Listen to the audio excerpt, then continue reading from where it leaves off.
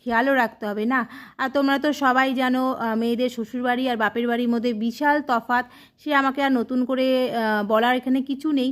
দেখো আমরা মেয়েরা শ্বশুরবাড়িতে সবার খেয়াল রাখি, সবার টাইম টু টাইম কে কী খাবে তার না খাবে তার খেয়াল রাখি, কিন্তু তার ফাঁকে ফাঁকে আমাদের নিজেরও তো খেয়াল রাখা দরকার। তাছাড়া আমাদের খেয়াল রাখার মতো সত্যি কথা এখানে কেউ থাকে না। তাই বিশেষ করে আমি আমার খেয়াল আমাকে নিজেই রাখতে হয়। তো মোটামুটি দেখো কাজ শেষ করে এখানে ছাতুর শরবত গোলাচ্ছি। আর এটা এখন যা গরম পড়েছে শরীরের পক্ষে বিশেষ করে খুবই ভালো। আর কাজ করলে তো হবে না, না খেলে এনার্জিটা পাবো কোথা থেকে বলো? তো মোটামুটি দেখো ছাতু শরবতটা গোলানো হয়ে গেছে। এবার একটু আরামে শান্তি করে বসে দেখো একটু খেয়ে নিলাম। তারপরে তো শুরু হবে সারাদিনের যাবতীয় কাজ। তো দেখো ছাতু শরবতটা খেয়ে রান্নাঘরে চলে এসেছি। এখন মোটামুটি রান্নাবান্না এখন শুরু হবে। তো কিছুটা করে রেখেছিলাম সকালবেলা উঠে। তো দেখো সকালবেলা কি করেছিলাম, ভাত দেখো হয়ে গেছে, এখানে ভাত করে নিয়েছি। আর এখানে হচ্ছে দেখতে পাচ্ছ পাঁপড়, তো এক বাটি পাঁপড়ও ভাজা হয়ে গেছে।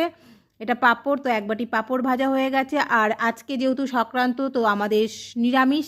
তাছাড়া আজকে সোমবার, নিরামিষ। তাছাড়া আজকে চৈত্র মাসের সংক্রান্ত তোমরা সবাই জানো, তো আজকে তাই নিরামিষ। তো এখানে দেখো টকের ডাল করেছি। তো মোটামুটি সকালে এগুলো এটুক করে তারপরে শরবতটা খেলাম। খাওয়ার পরে দেখো আবার রান্নাঘরে চলে এসেছি। বাদবাকি অনেক রান্নাই এখনও বাকি আছে। তো এখানে দেখো কথা বলতে বলতে উচ্ছেটা আজকে একটু তেতো করব, যেহেতু তেতো খেতে হয়। আজকে টক ডাল, তোমার আম দিয়ে টক ডাল করেছি, পাঁপড় ভাজা করেছি, আর একটু তেতো বলতে উচ্ছে। আজকে দেখো উচ্ছেটা ধুয়ে নিচ্ছি। আমি আবার কি বলো তো, মানে সবজি তারপরে চাল ডাল এগুলো একটু ভালো করে আমার না ধুলে আবার সত্যি কথা আমার তৃপ্তি হয় না।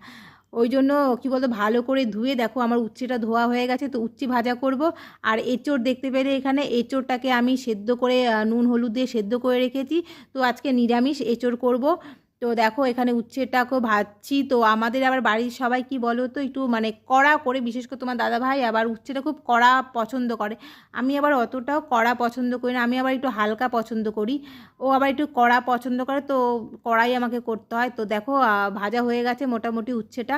এবার যে বললাম যে এঁচোড় করব, তো আজকে যেহেতু নিরামিষ এঁচোড় করব তাই ওই আদা লঙ্কা জিরা টমেটো একবারে পেস্ট করে নিয়েছি। আর এঁচোড়টা যেহেতু আগেই বললাম নুন হলুদ দিয়ে সেদ্ধ করে রেখেছি, তো সেইটাই আর আজকে মোটামুটি টোটাল করে দেখালাম না, এইভাবেই আজকে দেখাচ্ছি।